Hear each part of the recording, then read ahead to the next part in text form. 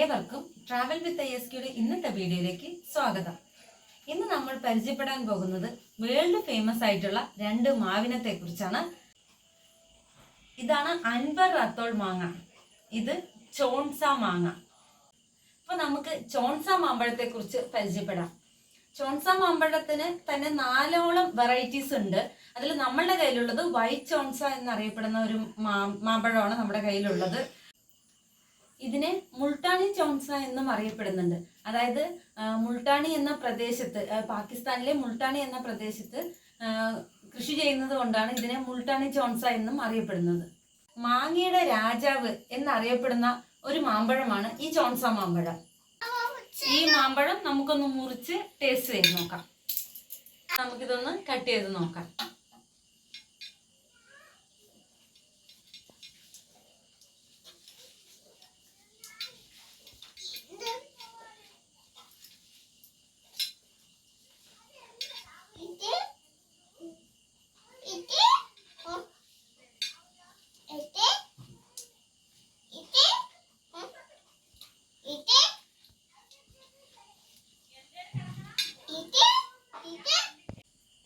അപ്പം മുറിച്ചെടുത്തിട്ടുണ്ട്. ഇനി ഈ ചോൺസ മാമ്പഴം നമുക്കൊന്ന് ടേസ്റ്റ് ചെയ്ത് നോക്കാം.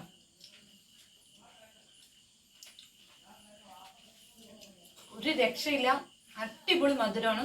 മധുരം എന്ന് വെച്ചാൽ സൂപ്പർ മധുരം, നല്ല മധുരമുണ്ട്. അതുപോലെ തന്നെ ഒട്ടും നാരില്ല, ഉള്ളു നല്ല ഫ്ലഷിയാണ്, നല്ല സോഫ്റ്റാണ്, നല്ല ജ്യൂസിയാണ്, നല്ല അടിപൊളി നല്ല ഫസ്റ്റ് ക്വാളിറ്റി മാമ്പഴം, നല്ല മധുരമുണ്ട്.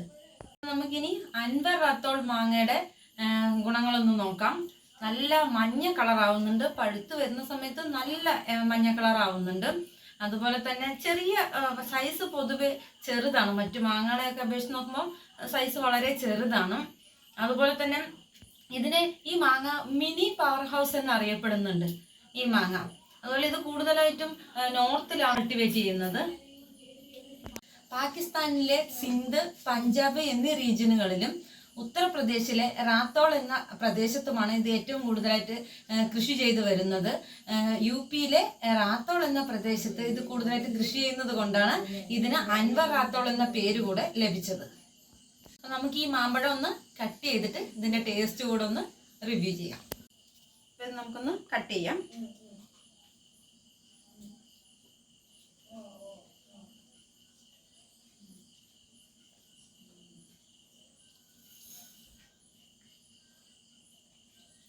നമുക്ക് ഈ മാമ്പഴം ഒന്ന് ടേസ്റ്റ് ചെയ്ത് നോക്കാം.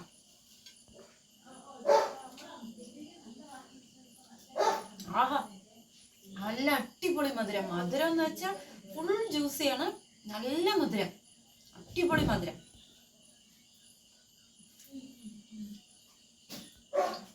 നാരില്ല, നല്ല ജ്യൂസിയാണ്, സോഫ്റ്റാണ്.